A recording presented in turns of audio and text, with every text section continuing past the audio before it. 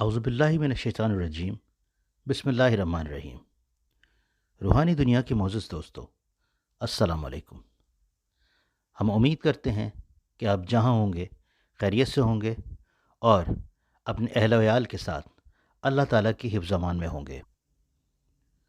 दोस्तों, कबाला, फ्रीमेसन और इल्यूमिनाती के सिलसिले का दूसरा हिस्सा पेश खिदमत है। जिन लोगों ने हमारी पहली वीडियो नहीं देखी है उनके लिए मैं डिस्क्रिप्शन में उसका लिंक दे दूँगा, अगर वो चाहें तो वहाँ से भी उसको देख सकते हैं। तो दोस्तों, मौजू की जानिब बढ़ने से पहले हमें थोड़ा सा माजी के झरोकों में झांकना पड़ेगा। दोस्तों, जैसा कि आप जानते हैं कि बैतुल मुक़द्दस की अपनी एक तारीख़ है और मुसलमानों का क़िबला अव्वल भी है, लेकिन यहूदियों का इस जगह से बहुत गहरा ताल्लुक़ है। इनकी अपनी बदमाशियों की वजह से अल्लाह ताला ने 2 दफ़ा इनके ऊपर बहुत सख्त अज़ाब भेजा इंसानों की शक्ल में। बहुत से लोग तारीख़ों के हवाले से इसमें बहुत डिस्कस कर चुके हैं। हम फिर कभी किसी और वीडियो में इस पर तफसील से गुफ्तगू करेंगे। बहरहाल, उन पर इन हमलों की वजह से बहुत तबाही नाज़िल हुई और इस तबाही के नतीजे में उनकी बहुत सारी मजहबी किताबें, मसलन तौरात और वो बहुत सारी किताबें जिनसे वो जादू सीखा करते थे, ज़ाया हो गईं। बड़ी मुश्किलों से वो कुछ किताबों को बचा अपने साथ ले जाने में कामयाब हुए और उनको हैकल सुलेमानी में छुपा दिया गया। एक तवील अरसे से वो किताबें मंज़र आम से गायब रहीं। आखिरकार यहूदियों की एक ख़ास तंजीम, जिसको नाइट टेम्पलर्स कहते थे, उन्होंने इन किताबों को सर्च करने का बेड़ा उठाया। दोस्तों, इस नाइट टेम्पलर तंजीम की बुनियाद 1128 में उन बचे खुचे यहूदियों ने रखी जो बैतुल मुक़द्दस से निकल चुके थे। इस तंजीम का मकसद बज़ाहिर ईसाई मुसाफिरों को तहफ़्फ़ुज़ देना था, यानी ये एक सिक्योरिटी कंपनी के तौर पे काम करते थे, लेकिन उनका असल मकसद हैकल सुलेमानी के मलबे तले दबे हुए जिन जादुई किताबों को तलाश करना था, जिसके ये लोग किसी ज़माने में तालिब इल्म रहे थे और नहायत शातिराना अंदाज में ये लोग इन किताबों को निकालने में कामयाब भी हो गए। क्योंकि 1860 ईस्वी के अंदर बरतानिया के इंजीनियर्स ने जब हरम शरीफ के नीचे खुदाई की ताकि कुछ सर्वे कर सकें, तो वहाँ उन्हें सुरंगों का जाल मिला जो इन नाइट टेम्पलर्स ने खोदी थी, ताकि हैकल सुलेमानी के खंडरात से वो नायाब किताबें ढूंढ सकें। वो इन किताबों को ढूंढने में कामयाब हो गए जिनमें काले जादू और पुरस्रार रसूमात का इल्म मौजूद था। इन किताबों को हासिल करके इनकी गैर मामूली ताकतों से फ़ायदा उठाना इन नाइट टेम्पलर्स का मकसद था, जिसमें असल चीज़ इस दुनिया पर हुक्मरानी थी। ये लोग ईसाइयों के साथ मिलकर सलीबी जंगों में भी शामिल होते रहे और ख़ुद को ईसाई ज़ाहिर करके दुनिया पर हुक्मरानी के ख्वाब भी देखते रहे, मगर सुल्तान सलाहुद्दीन अय्यूबी जैसे हुक्मरान के होते हुए इनकी एक ना चली और इनके नापाक अज़ाइम कभी कामयाब ना हो पाए। बहरहाल दोस्तों, ये तंजीम चलती रही और आखिरकार ये तंजीम इल्यूमिनाती 1776 में के साथ जम हो गई। दोस्तों, मजहबी नुक्ता निगाह से कबाला को 3 अक़साम में तकसीम किया गया है। इनमें सबसे पहले कबाला, जो कि इंग्लिश के हर्फ के से लिखा जाता है। इससे मुराद यहूदी मज़हब में मौजूद मख्फ़ी और बातिनी उलूम है। इनका हुसूल मुख्तलिफ़ तरीक़ों से किया जाता है। इसके अलावा इसकी दूसरी किस्म, जिसको इंग्लिश में सी से लिखा जाता है, इससे मुराद ईसाई मज़हब के मख्फ़ी और बातिनी उलूम है। कबाला की एक किस्म यहूदी कबाला की जदीद किस्म, जिसमें तालमूद, जो कि यहूदियों की एक मुक़द्दस किताब है, उसके साथ इंजील में मौजूद रूहानी और मख्फ़ी उलूम और रूहानी उलूम पर गौर व फ़िक्र करना और इन पर अमल करना है। कबाला की एक और किस्म, जिसे इंग्लिश वर्ड क्यू से लिखा जाता है, इससे मुराद तमाम सिफली और शैतानी उलूम हैं। कबाला की एक किस्म इल्यूमिनाती और फ्रीमेसन में बाकायदा एक निसाब की शक्ल में शामिल है और इसको सिखाने के مختلف طریقے بھی موجود ہیں۔ قبالہ کی اس قسم کی بنیاد روشنی، اچھائی، اندھیرا اور برائی وغیرہ ہے۔ قبالہ عملی اعتبار سے پھر دو اقسام پر مشتمل ہے۔ ان میں ایک ہے عملی اقسام۔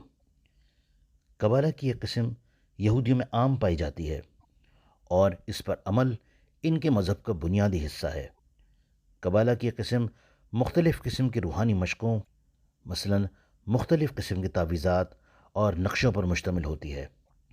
یہودیوں کا یہ ماننا ہے کہ خاص یکسو اور روحانی مشاہدات کے ذریعے حقیقت تک رسائی ممکن ہے۔ اس کی عملی مثال چلہ کشی بھی ہے۔ اس کے علاوہ ایک ان کی قسم نظریاتی قبالہ ہے،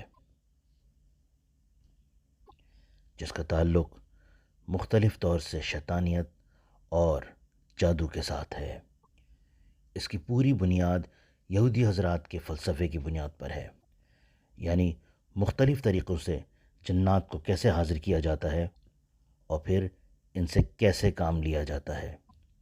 کیونکہ ان کا تعلق مخفی دنیا سے ہے، لہٰذا باطنی دنیا سے تعلق قائم کرنے کے لیے 3 طریقے استعمال کیے جاتے ہیں تاکہ باطنی دنیا تک اپنا پیغام انکوڈ کر کے بھیجا جا سکے، اور پیغام بھیجنے والا اور جس کو یہ پیغام بھیجا گیا ہے صرف وہی اس پیغام کو سمجھ سکے۔ ان کے علاوہ ان کی مختلف اقسام میں جیومیٹریا، ہمارے ہاں علم الاعداد سے بھی تعبیر کیا جاتا ہے۔ جس طرح ہمارے عاملین عربی زبان میں ابجد یعنی الف، بے، جیم، دال لکھتے ہیں، اسی طرح عبرانی زبان کے تمام حروف کو ایک عدد دیا جاتا ہے، اور پھر ان حروف کے ذریعے باطنی دنیا یعنی شیاطین اور جنات کو پیغام بھیجے جاتے ہیں۔ یہ عبرانی حروف کس طرح لکھے جاتے ہیں اور ہمارے عربی حروف کس طرح لکھے جاتے ہیں، انشاءاللہ کسی نیکسٹ ویڈیو میں آپ کو اس پہ بھی تفصیل سے بات کریں گے۔ دوستو، اس کی دوسری قسم نوٹریکن ہے۔ دوستو، اس طریقے میں پیغام رسانی کے لیے پورا جملہ لکھنے کی ضرورت نہیں پڑتی۔ اس طریقے میں ایک جملے میں موجود تمام حروف کے پہلے حروف کو ملا کر ایک الگ لفظ بنایا جاتا ہے، پھر اس لفظ کے ذریعے شیاطین اور جادوگروں کے ذریعے پیغام رسانی ہوتی ہے۔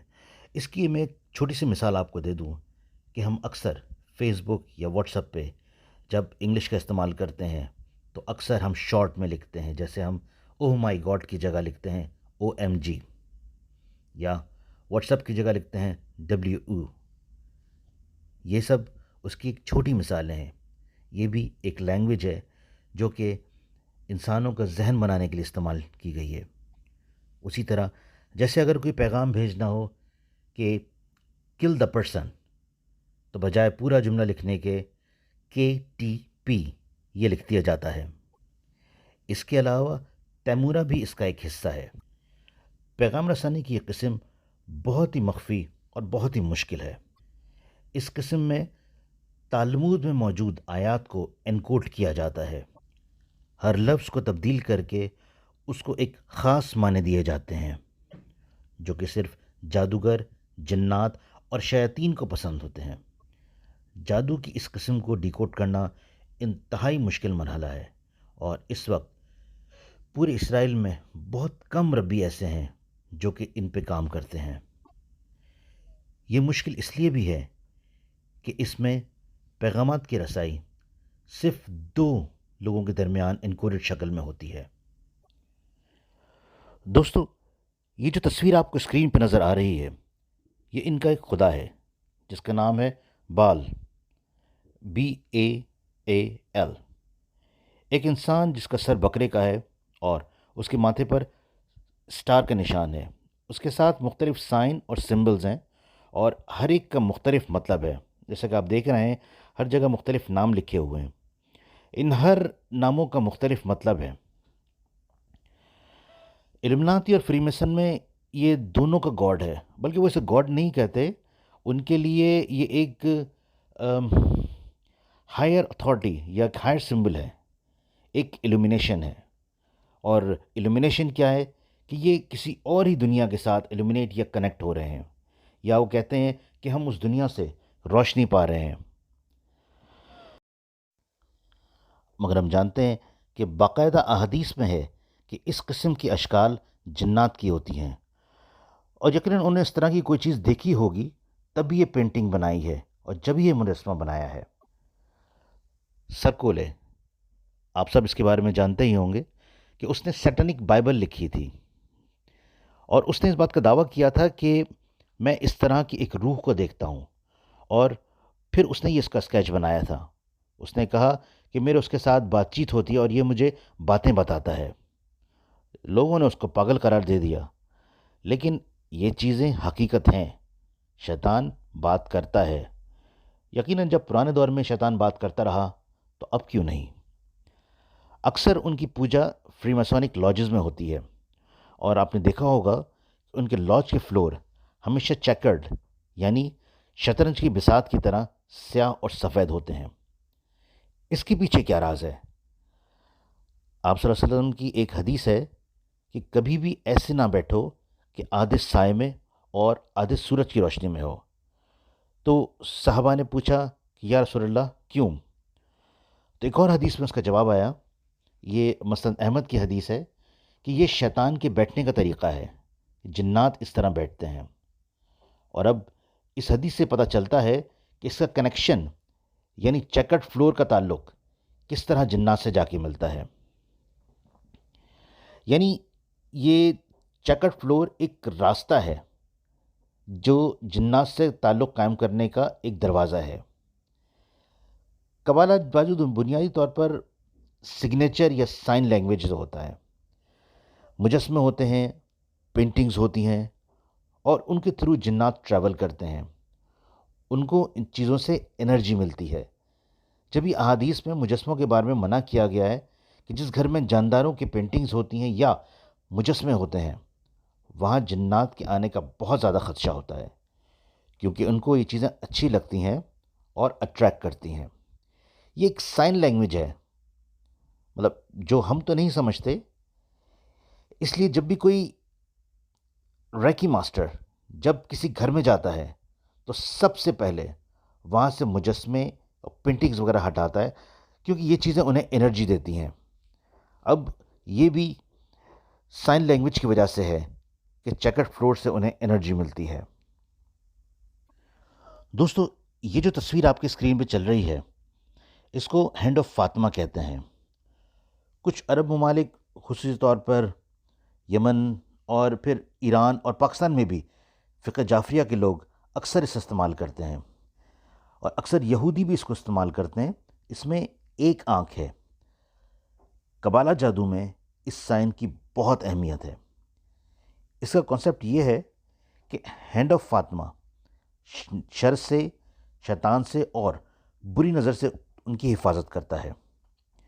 اس کو ڈائریکٹ کنیکشن بھی کہا جاتا ہے، اور یہ کہتے ہیں کہ اس کا قبالہ کے ساتھ ڈائریکٹ کنیکشن ہے۔ لیکن یہ بھی ایک سائن لینگویج کا پارٹ ہے جس کے ذریعے جنات کو ایک میسج کمیونیکیٹ کیا جاتا ہے۔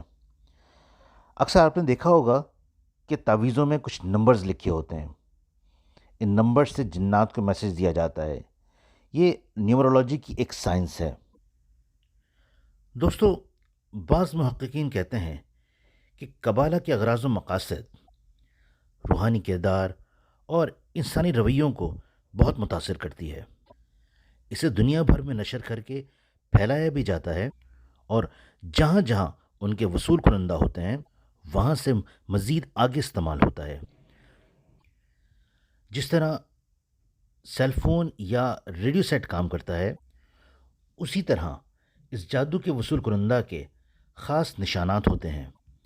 مثلاً والٹ ڈزنی کے کارٹونز، فگرز، بچوں کے cartoons, Harry Potter, Simpson cartoon کے بارے میں تو آپ لوگوں نے بہت سنا ہوگا، بیٹ مین، سپر مین اور اسپائڈر مین وغیرہ، اور بچیوں کے لیے باربی اور سنڈریلا وغیرہ۔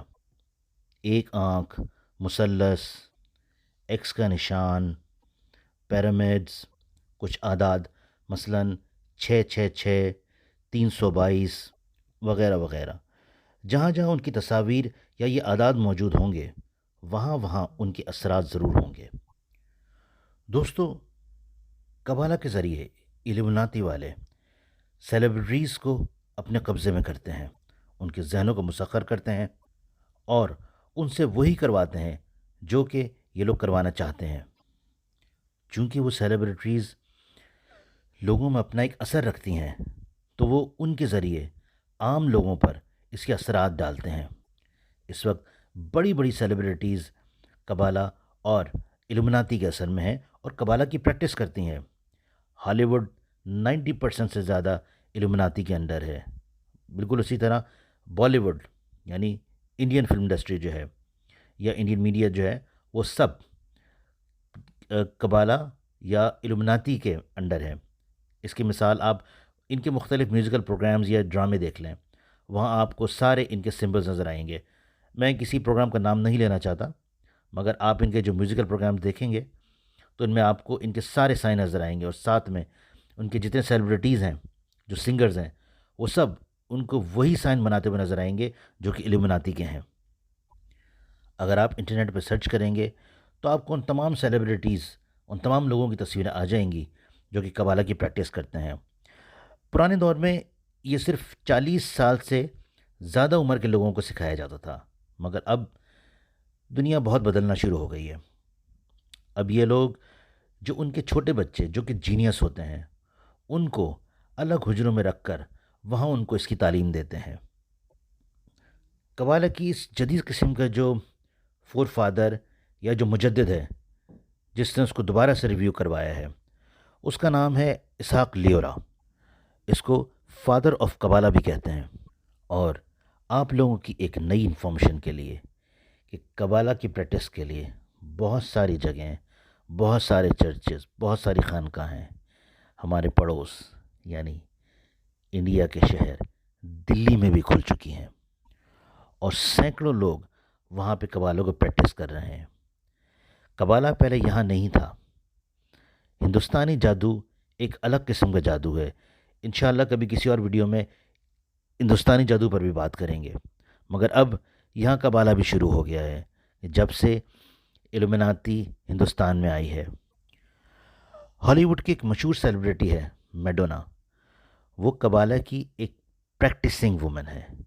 نہ صرف وہ خود بلکہ وہ اپنے بچوں کو بھی قبالہ کی پریکٹس کرواتی ہے۔ شکیرا اور بے انتہا بڑے بڑے نام اس میں شامل ہیں۔ ریحانہ، جسٹ نیم اٹ، یعنی آپ کسی کا بھی نام لیں، 99% لوگ اس وقت علومناتی یا قبالہ کے شکاری ہیں۔ تو ساری دنیا پر حکمرانی ان کا وہ نظریہ ہے جس پر یہ شیطان کی مدد سے کام کرتے ہیں۔ یعنی پوری دنیا میں تمام مذاہب کو ختم کر کے صرف ایک ہی مذہب رہنا۔ دیکھنے میں تو یہ بہت اچھا شو کرتے ہیں، مگر اس کے مقاصد بہت خراب ہیں۔ یہ قبالہ کی ایک چھوٹی سی جھلک ہے جو میں نے آپ کو بتائی ہے۔ اس کے پیچھے ان کے کیا کیا اغراض، مقاصد ہیں، فی الحال ہم سوچ بھی نہیں سکتے۔ انشاءاللہ کبھی کسی اور ویڈیو میں اس کے بارے میں مزید تفصیل سے گفتگو کروں گا۔ اللہ تعالیٰ سے دعا ہے کہ اللہ تعالیٰ ہمیں ان تمام فتنوں سے اور دجالی چیزوں سے محفوظ رکھوائے، آمین۔ دوستو، اگر آپ کو ہماری کاوش اچھی لگی ہے تو ہمارے چینل کو لائک اور سبسکرائب ضرور کیجیے۔